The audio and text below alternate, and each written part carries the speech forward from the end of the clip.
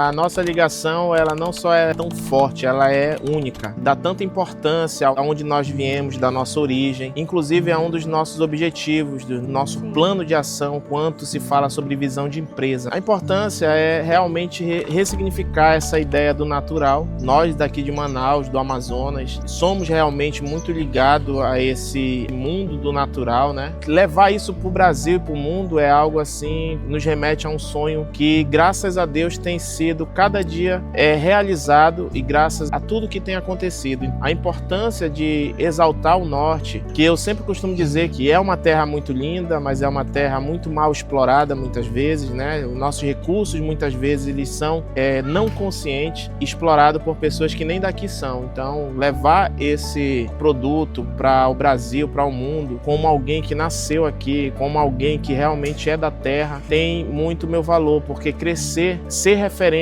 vindo dessa terra tão maravilhosa é um privilégio sem tamanho, sem igual.